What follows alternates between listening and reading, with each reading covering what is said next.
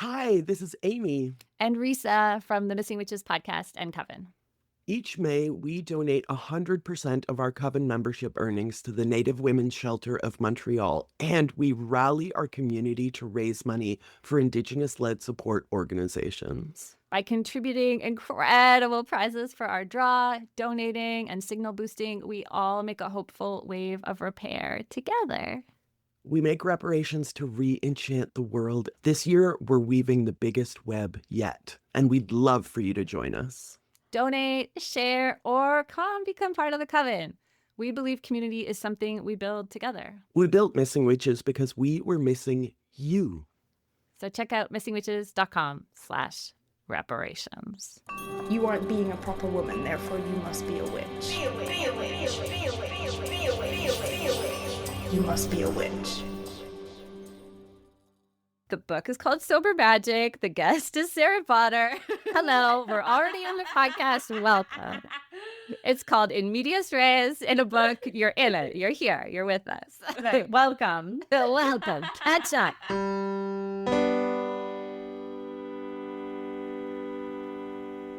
We're just surviving. I feel like that's a multi-dimensional, multifaceted place to be. I mean, I'm super thankful to be surviving. Right. And that's what I was thinking too. I was like surviving a lot of stuff, but thankful that I'm on the journey. I'm really thankful to get to hang out again. Me too. It's been like 3 years. Wow. That's wild. It doesn't feel that long and also feels like an eon, which is maybe part of being internet friends.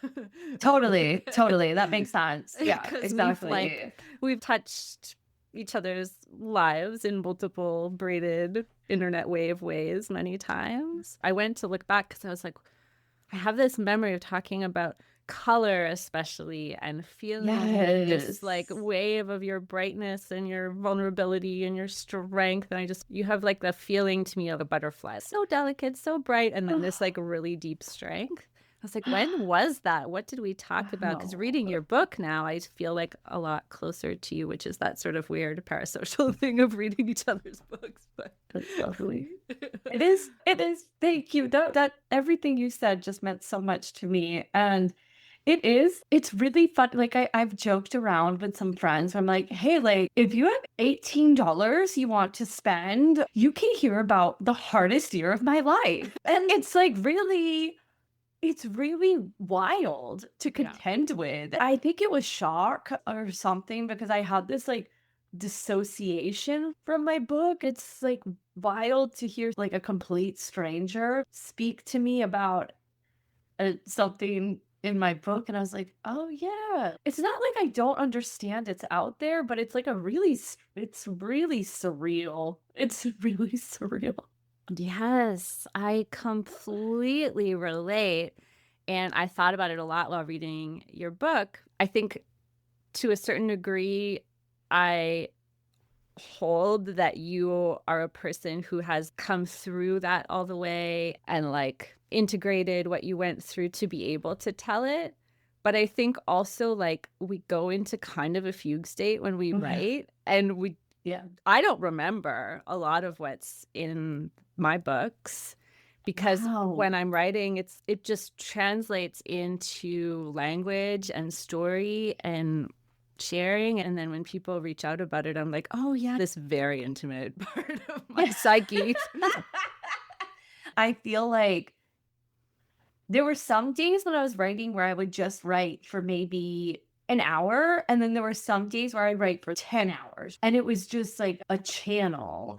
And it was really funny, the timing. I don't believe in any coincidences, but I'm trying to remember when it was, maybe like 2-3 months before my book was due. HBO put this TV show on streaming, an older TV show where Courtney Cox plays an author, and basically like she gets possessed by a demon who writes her book for her. And I was like, that is awesome. I was like, I like what's happening here. Any beings that want to come through and help me write this book, I kept talking about. I was like, I just love this. This is like the greatest ever. And so I could really relate to that, like channeling. And that's part of what you talk about in the book. And I guess I'll pull back for 2 seconds and say the book is called Sober Magic. The guest is Sarah Potter. Hello, we're already on the podcast. Welcome. We'll link to the past episode. That's your homework. No. Yeah. I mean, one thing you talk about in Sober Magic right off the bat is that part of why you were drinking was how intensely sensitive you were to the information and spirits and the vibes. Yes. Yeah. And I want to talk about that so much. I think so many people in our coven relate to having to navigate that maybe through alcohol or maybe different ways of masking and numbing, that we're like, how do we live this? It's hard. Something that there's so many things I'm grateful for about recovery and shadow work and healing, but to really gain that understanding of, I think whatever you're doing, for me, the drinking was not good for me, but to really not just remove the substance, but understand why I was drinking. And one of the reasons was just not having the tools to be a sensitive being in this world. And that's what I started really thinking about when I was writing this book is I absolutely want this to be something for people who have turned to substances and see that there's a light at the end of the tunnel, there's another way to live, there's tools to access. But I was really thinking about, I'm like, I'm writing this book for anyone who feels really sensitive, who feels really deeply. And I think that so many people can relate to that. I think so many witches can relate to that. And I do think that the world is getting to be more understanding, but I think we still have work to do. I just think like this, I hate to say it, I just don't think this world is really built for deeply sensitive people who are feeling so much. I don't think we as humans have fully caught up to the evolution of technology. So we're just getting all of this stimulation and information. And there's something really beautiful about how expansive our world is. I mean, even when you mentioned earlier in this conversation, like we're internet friends and we have this connection, and that's something I love about technology is the wider network of bringing people together, how you can create a coven all over the world. That's beautiful. But it is a loud world. And I think that being so sensitive, it's a lot to contend with. It's just a lot. It's a lot. Yeah. There's like being so sensitive, and then there's like the cognitive dissonance of the things that you know or sense versus what the world is telling you is possible for you to know or sense. I'm like starting to laugh because it cracks me up, but I think that it's my Virgo sun. I want to understand things and I want to know how things work. And I want to present the astral in a welcoming, practical way that makes sense so that people feel invited into it and welcomed. But something I've learned in sobriety is there's a lot I don't know. And there's something I think really wonderful to admit, like, I don't know how my brain works. And I don't know why I can do what I do, but there are other people in my family who have had the same experiences. There are other people that I speak with who can relate. And there's so much that we don't understand yet. And I think that's okay. I think there's so much that's unseen that I think is very valid and true. And I feel like something I love about being a witch is being tuned into the cycles of nature and animals and children and just valuing every being as important, and getting to learn from nature and others. And I think about how animals and children don't need to see something physically, tangibly to know it's there. And I think that if you really think about it with others, we have these, we have our intuitive sense, we have feelings that are giving us information. So I think it's okay not to understand it, to know that it's real. Yeah. But dancing with that, especially like in early development years, I think leads a lot of us to masking or addictive or protective behaviors, right? Because it's like, how can I tell you? I don't know why when I was 14 and I met a 17-year-old cool girl with black eyeliner who was so tough at the Moonbeam Mhm. Cafe, and she was smoking and she was pissed at everyone. Like, I don't know why I knew the things to say to her that I knew Mhm. about her, or why she suddenly knew me, or I never understood why those things would happen. And I ran from that a lot. And that's just like a tiny version. And you describe so many really clear ones of, I know I need to ask this person about their first love, or I know this person's grandparent needs to tell them this. And that's a fucking lot to carry in a world that wants things to be very clear cut. I appreciate the acknowledgement and how you see me. That feels really lovely. And I also feel like I don't know any other way through this world. Sometimes I think finding that self-acceptance and love for who I am, because there was for a very long time, I was like, I don't want this. I want to be normal. Whatever normal is. I laugh thinking about how I defined normal at different times in my life. And it's just, those aren't the cards I was dealt. This is what it is. Trying to stuff it down or kill that aspect of myself, that's not working.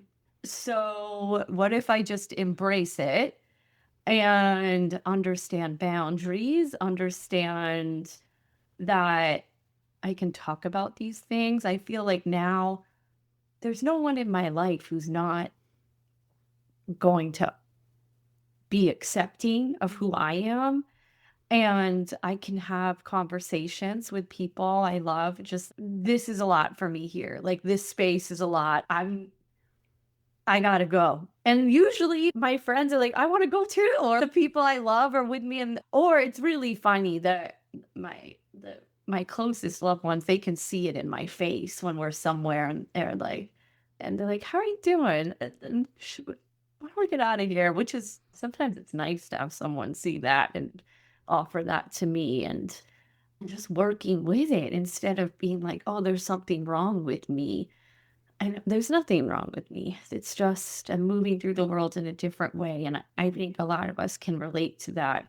Just this is the perspective I have. And I understand not everyone's sharing that with me, but it's real for me. So Deal with it, everybody. yeah, that's what it is. Then I Yeah. feel, and I do think there's something that when we accept these parts of ourselves that feel, I mean, so wide ranging, like inconvenient. There's times when that Yes. feels very inconvenient to me. There's other times it's felt shameful and embarrassing and just like such a wide range of emotions. I was like, well, now I feel like it really gives me my dream life. And I just love helping people. And this allows me to help people and working with it. And I really feel so incredibly grateful to be in a place where something that I just hated about myself, I can now celebrate. And it's still tough sometimes. I mean, I think I understand why people fear things they don't understand. And sometimes something about you shows people that they have to question a story they've told themselves. And that can be really scary. And maybe the first instinct is to push it away or act like it's not happening or say it's not true. And whatever it is, there's something, I don't know, to me, I'm like, I'm okay with being wrong. I'm okay with not understanding something. I'm okay with, I like having these new experiences. I like hearing new perspectives and tell me how you move through the world. But I understand that. And like fear is, oh, it can really do damage. But so, and all that to say, it's like, I don't love it when people speak from that fear and say things that honestly, I mean, still make me feel bad about myself sometimes, but it's all right. It just doesn't have the effect it used to. And I just feel it's okay if you don't understand this, but maybe keep it to yourself. I don't know. Like, that's all. I'm not coming into your job and demanding to know how, I don't know, the spaghetti is made. I don't think that's the phrase, but like, I mean, whatever that. it's a good one. How is the spaghetti made? I want to ask you about, I want to get more into this knot of like fear and intuition. And so I'll tell you a story. This is where I'm coming from with this question right now. So I think you know this, but shortly after you and I met for the first time, I was diagnosed with cancer. I spent the last couple of years like in mad treatment stuff. And I have a kiddo who now is 7. And that has been like obviously really traumatic for her. These like constant waves, infection again, mom's back in the ER. Like this whole thing is really so hard on her nervous system. And it adds complexity to a message that I want to give her about listening to her intuition. So the other day, me and her dad went for like a hike near us, and we're walking, and the snow is really high, and it's formed like because there was rain and then it froze, there's like a crispy ice layer. So there's these huge boulder rocks out over this wetland, but there's this crispy ice layer. So normally we have to be very careful, and we know there's like crevices and holes, but we're walking above it on the ice, literally walking, floating in the air on this ice. But we know it's safe. Like we can tell it's hard, it's safe. Mark and I are like, this is okay. And little 7-year-old kiddo suddenly freezes and doesn't want to go any further and says, my intuition is telling me something bad is going to happen. Something bad is going to happen. And I thought about this coven mate of ours who said once in a circle when we were talking about trying to piece out what is intuition versus what is screaming anxiety, like what is telling me. And she said urgency is a trauma response. If you feel like it fucking has to happen right fucking now, then that might not be your intuition talking. I couldn't really explain that to a 7-year-old, but wanted her to feel safe and didn't want to override her intuition at the same time. We navigated our way through it, ended up playing on the ice and stuff. But I just wonder your thoughts about that tangle and how we can unpack it as people who carry fear and trauma, but also know that our intuition is in there. I think what you're speaking to is so complicated, and something that, like, I really agree with what I believe you said. It was a coven mate who said that the urgency be related to a trauma response. And gosh, like trauma, just the way it affects our brains, the way it affects everything. Oh, so complicated. I can't even properly verbalize how I feel about that, but it's like all of this compassion comes up. And I think that when you're in that heightened state, what I'm about to say is challenging, but I think it's observing the feeling. And something that I like to think of strengthening your intuition as a form of play and being able to, and when I say play with the feelings, it's be in it and experience it. But I don't think that's something that can be done in a state of urgency. Something that's helped me when I'm in that heightened state is to just stop and breathe and check in with all of my senses and observe the feeling. And honestly, I mean, I'm just going to tell you what I do is that when I'm feeling that, I don't always act on the feeling. And I have to say, like, I've done a lot of work on my own trauma that's helped me discern that in ways where I don't feel like I get that feeling as much. So, but I really understand how that fear that comes up with that urgency. And so, what I was going to say when I was like, okay, this is what I do is that there have been times where I've left situations like that where I've just been like, okay, like I don't need to stick around and see how this unfolds, but then unpack it later in a safe place.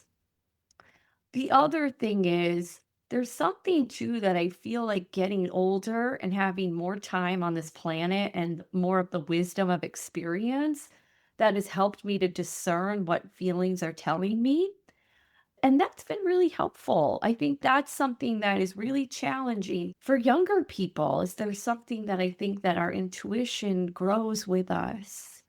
I would really encourage a sense of play with your intuition in a space where you feel safe. And I think about there's a lot of exercises I like to do. I mean, when I was a kid, I grew up on the Jersey Shore and I love going to the ocean and going to the boardwalk. I would sit there and predict who was winning boardwalk games, and I would do it over and over and over again. And when I was a teenager, I'd go to the horse track with my friend and do the same thing. And just recognizing the feelings I would get. And that I think is helpful too. I think there's so many different sensory ways to recognize your intuition, to understand what you're drawn to. Like I think about through music and listening to songs and seeing how they make you feel and a song you really if it lights you up. There's something about that feeling that reminds me of an intuitive hit. I just feel like I think it's really challenging to untangle the anxiety and fear that can come in with intuition and survival mode and discerning that.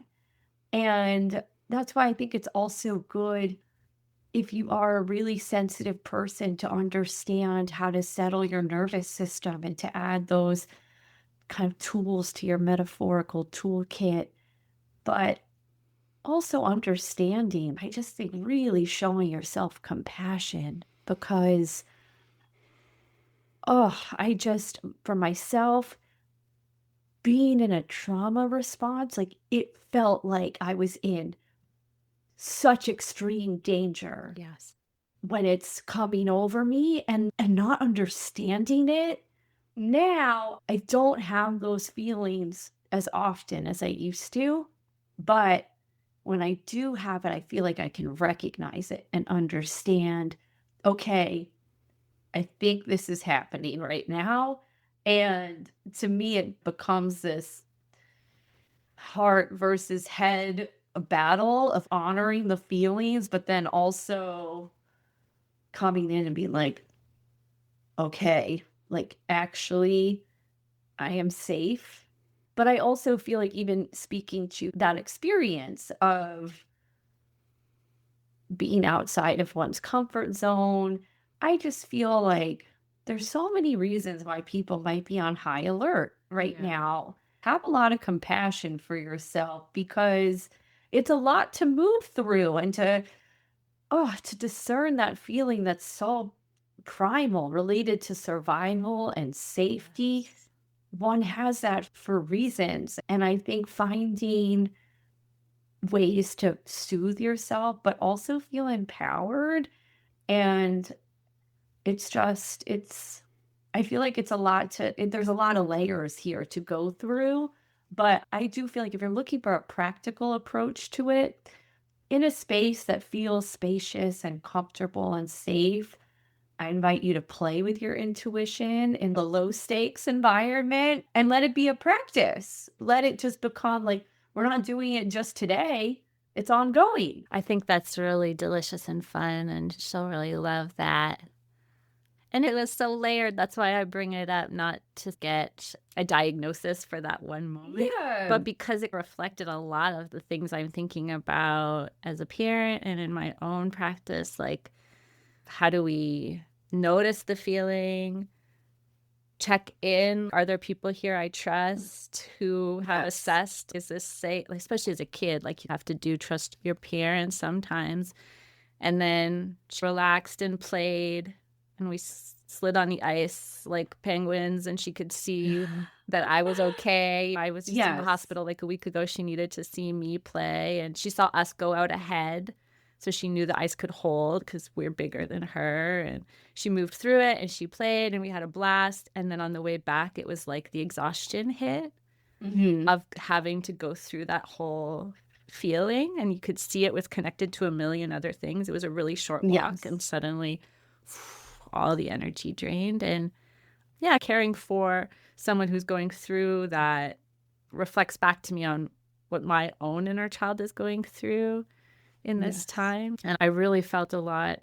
There's so many resources in Sober Magic by Sarah Potter, magical witch resources for doing that work. Like, it's so beautifully framed, the 12 steps against the major arcana and through the entire deck, that not just for dealing with addiction, although that's the focus, but for any underworld journey, to have a lot of witchcraft resources, a lot of spreads, a lot of spells for every part of the journey to be held. It's a really super rich offering, offered in such, as you say, practical, like friendly, practical way. Thank you. Well, I just think that one thing I did want to add is I just love how you validated your child's feelings, Oh, because thanks. that I think is so healing, especially I still thank my mom for validating my feelings when I was a child. So healing to feel like it's okay to feel what you're feeling. And then we discern how to act upon those feelings. And I think about that a lot through recovery and 12 steps. And I tried to write a book that I wished was there for me when I was feeling so lonely and at the depths of the deepest, darkest hole, and thinking, I don't know how I'm going to get out of here, but I can't live at the bottom of this hole. So I'm going to claw my way out. And I really feel like witchcraft and tarot were such allies to me at that time. And I tried to just think of who did I need at that time. And I'm going to embody that and put it into this book. And I think that, I don't know, there's just something I think that's so lovely about 12 steps, providing a framework of how to peel back the onion of pain and growth and provide steps that you don't come in and do step 12. You come in and you do step 1. And then you don't even need to think about step 2 until step 1 is done. There's no reason to jump ahead. And this kind of framework that helps you get to where you're going, and that reminder, being able to slow down and take things step by step. I just found that to be so supportive and helpful. And I wanted to reframe it in language that I understood, and specifically the pagan lens. And because I know that, I mean, this was not my first rodeo of getting sober. I've had many rounds of getting sober and relapses, but there was something like, I think there's so many ways I could tell myself, like, oh, this isn't for me, even though it was something I so desperately needed. There's a lot of fear and vulnerability around stepping into that and changing my identity, changing who I was, changing how I coped with things. There's a lot of change I was looking at, I think, whether it was conscious or unconscious. And I felt like, all right, I understand for us witches, there's so many reasons why going into a room where the language isn't appearing to be our pagan language. So there's something, I've been really lucky. I haven't been ostracized for being a witch in a recovery room, but other people have shared that they have.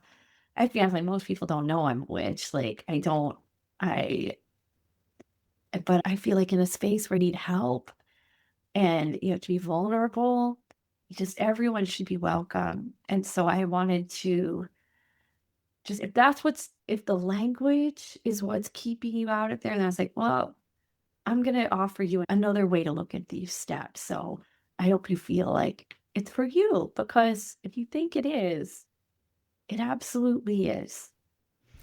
Yeah, I think it offers such a way in.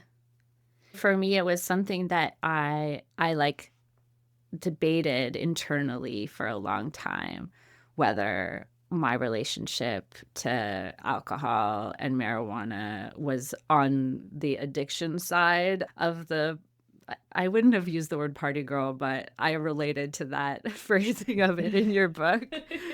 The way that I lived my life, it was so core to all of what I did. Like, I was always at shows or at restaurant openings or at galleries, and there was always wine and beer, and I was always biking through the streets of Montreal with glorious girlfriends, slightly high, and I don't regret any of those years. Those were fucking blasts.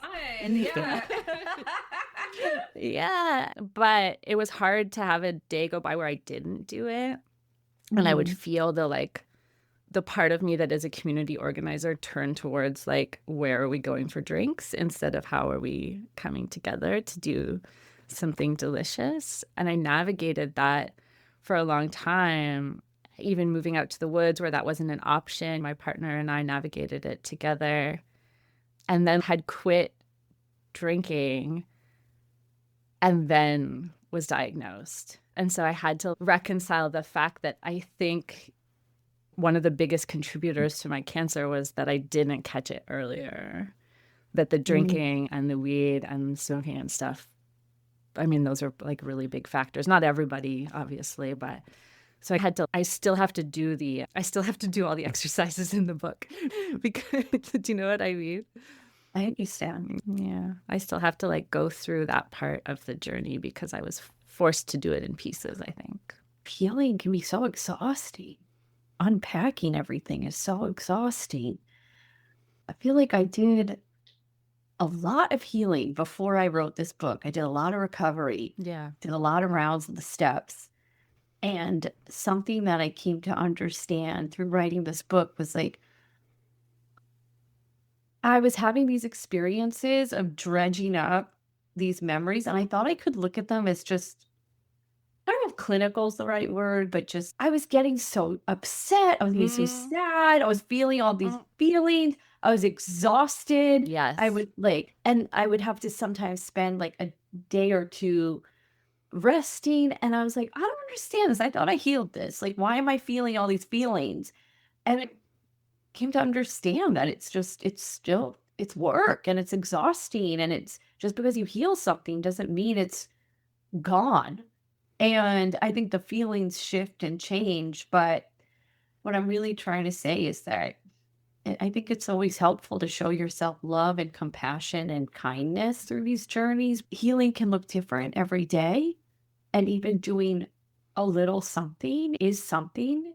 And you have the book. It's not going anywhere. Yeah. You can Go around. It's fine. Yeah. That's part of why I really love the framing of the 12 steps into the wheel of the tarot, and that this isn't linear. This is something that witches know. We don't go from A to B and check it off and we've fucking knocked it off and we've resolved it. We live in spirals and it's all in your body. There's spinning helixes of your experience and you just aren't going to escape them, but maybe you can learn something on each round. Exactly. Exactly. Yeah, try to not be so knocked out by it this time around. Writing my way through what these last 2 years have been like, and things that I thought I had like really moved through, just telling the story of it. I feel it in my body all again. And it's so wild, the relationship between words, memory, body. Oh, yeah. It's really, I mean, I find it fascinating the way these experiences exist. Oh, being a human is so hard. It's tough. It's really cool that it's tough. And we do so much to ourselves sometimes. I'm like, ugh, that is not helping. It helps me understand, though, what I think is happening when someone like yourself, you use the phrase intuitive hit or psychic hit, or when you feel the presence of an ancestor or a relative and you feel like a message coming through.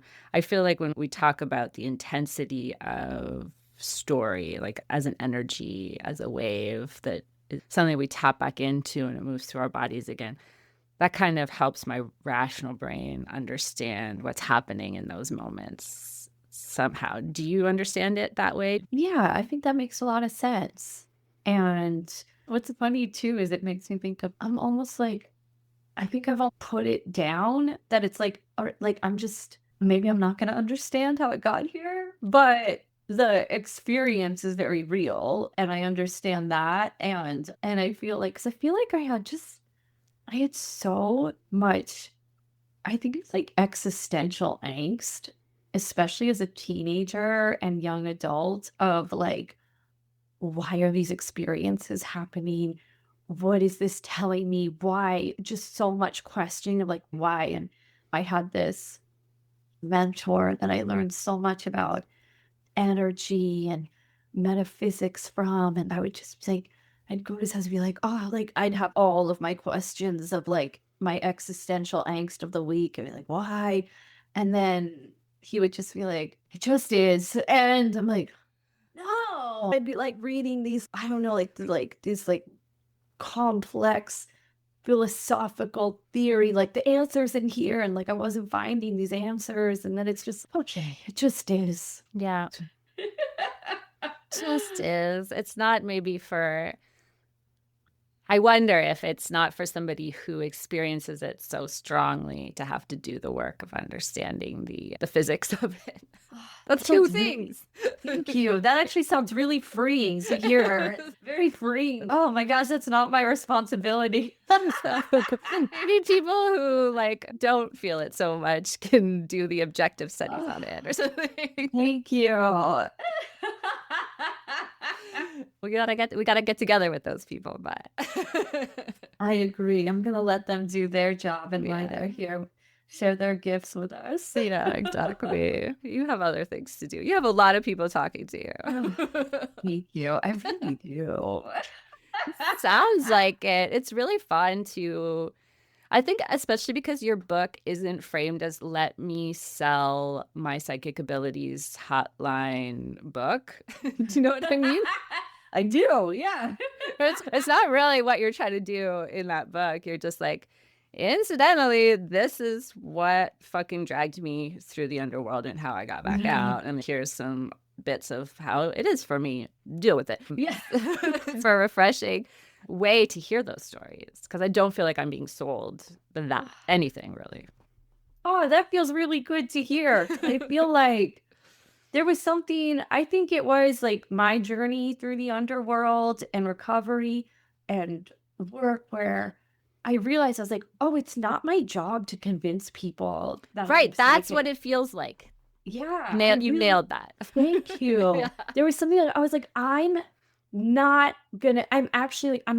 I'm not gonna convince anyone I'm psychic. I've done events and I've done so many events. I've talked to so many people and I noticed the patterns. I've had people be like, this isn't real. I'll have to share their opinions of me. And I'm like, okay. I mean, I don't behave like that. Like where I go in and tell people what I think of them and how they make a living. That's not my business. And there was just something like I used to feel like I had to prove myself and I had to prove, look how psychic I am. Yeah, Look right. how accurate I am.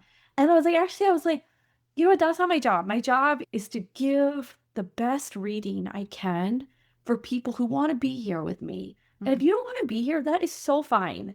But like I've done events where, and it's so rare this happens, but every once in a while where someone will be like, I don't believe in this, so prove me wrong. And I'll just like giggle and just be like, you know what? It's fine if you don't believe in this, but there's someone behind you who does, so I'm gonna see them. Thank you. And it's just and what I've come to notice is I actually feel that a lot of these people who have that mindset, They want to believe in magic more than anything. They want to Yeah. believe in the astral. They want to believe in this. And I sometimes feel like they're like, come on, witch, put on a show, razzle dazzle me. And I'm just like, ugh, no thanks. I mean, and I've realized like I am not here to convince anyone that this is real. It is real. It's real for me. And when I let go of that part, I could really focus on what I'm here to do. And I'm not going to convince anyone that they have to work with me. And I just think I do feel like I've shown the evidence of what I'm capable of doing and I know what I can't do. And that's it. So if you don't want to read, that's totally fine. That's fine. And a witch isn't for everyone. I don't want to be pressured into something I don't want to do. So like, why would I do that for anyone else? If you need a reading, I'm here, but I'm not doing a hard sell. It's so antithetical to witchcraft. Like the whole thing is like we're not trying to convert anybody. Right. Please go do your own thing. That is what's cool. We want to see everyone do their thing and tap into their unique universe and share their universes with us and show their unique, beautiful power. Please go do that. I will do my thing over here and that will be great. Absolutely. We don't believe the same things anyway. Go make your own relationship with something or somebody.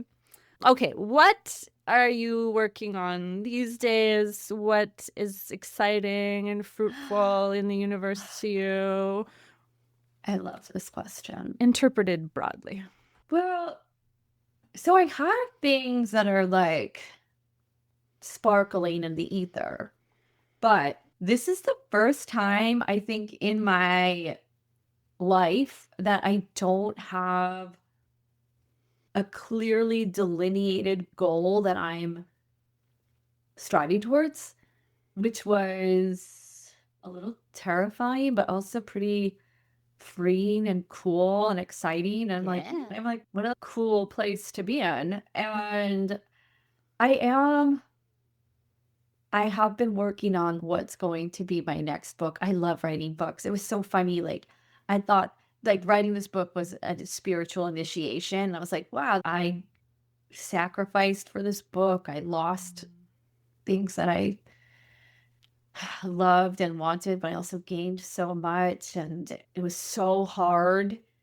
But then I was like, oh my gosh, I can't wait to do it again. I like how I am when I'm writing a book and when I'm inspired. I feel like the closest to my truest self. I love being inspired. And so, like, I have an idea and a vision of what my next book will be, but I'm enjoying playing with it.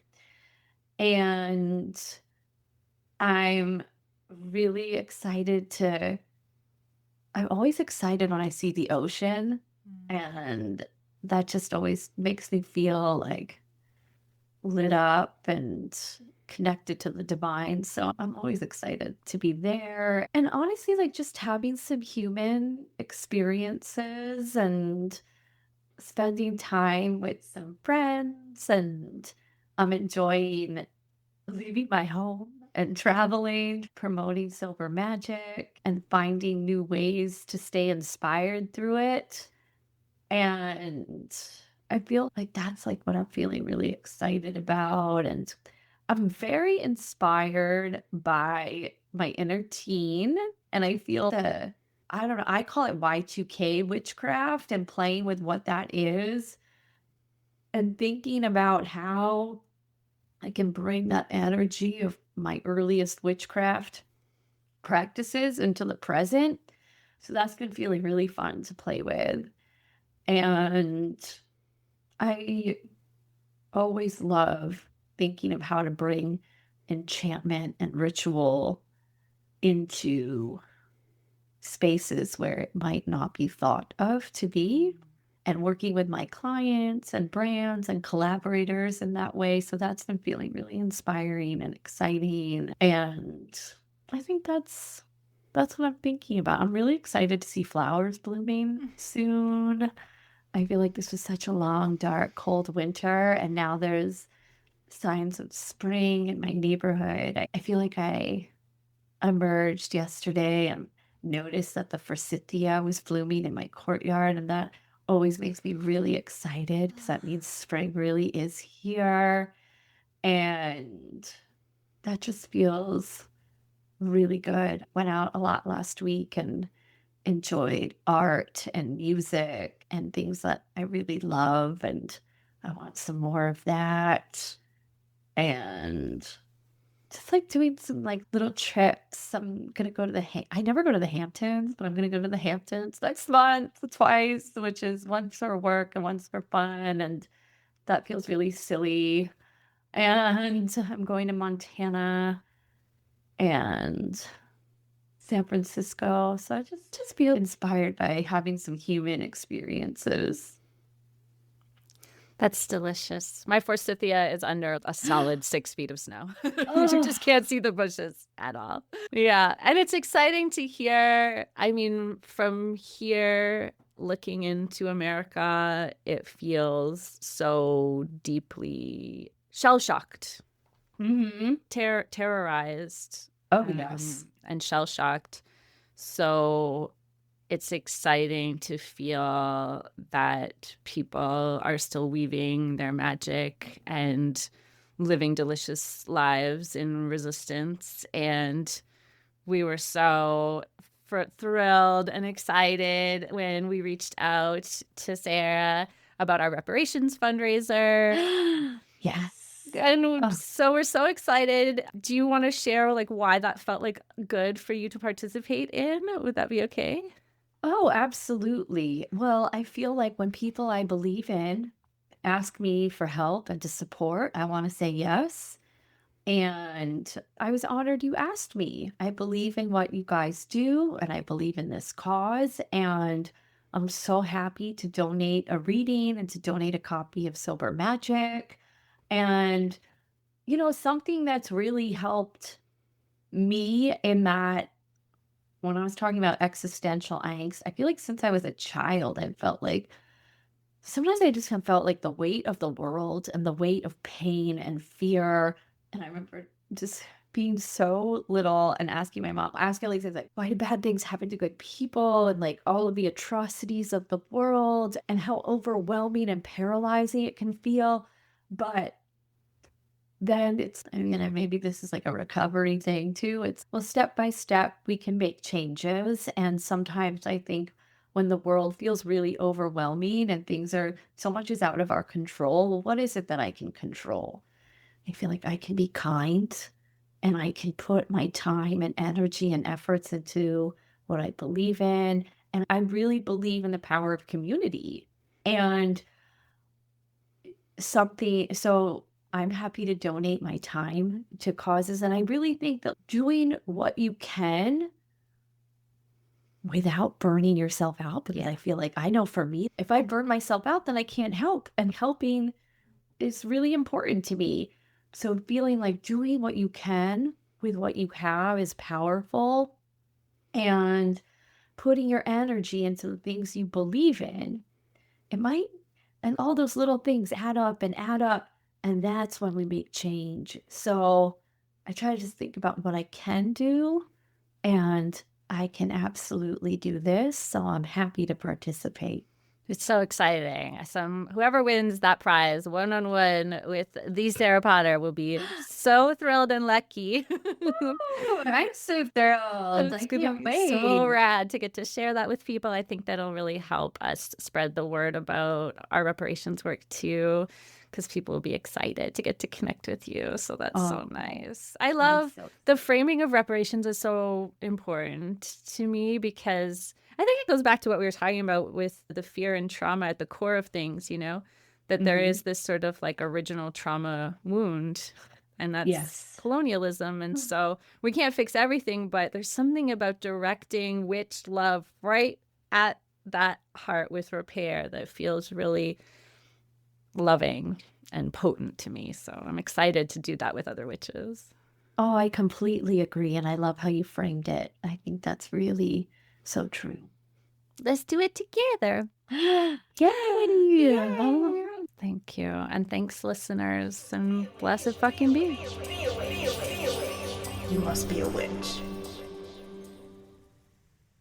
Hi, it's Risa. And Amy from Missing Witches here to invite you to join a reparations movement. Every year, we pay forward our coven membership dues to the Native Women's Shelter of Montreal and invite you to join us in raising funds for Indigenous-led organizations. Getting involved is easy. Make a contribution of $10 or more to your local Indigenous-led org, land protectors, water protectors, housing, justice, rematriation. Take a screenshot of your receipt and email it to witchreparations@gmail.com. For every $10, you get one entry into a draw for fabulous witchy prizes. So $50 is 5 entries, 100 is 10, so on. Plus, everyone who joins the fundraiser will automatically get a discount code from House Witch in Salem, so you literally can't lose. The Missing Witches Reparations fundraiser runs through the month of May. Go to missingwitches.com/reparations for all of the juicy details. Because it's not a gift, it's a debt. And it's not a donation, it's a reparation.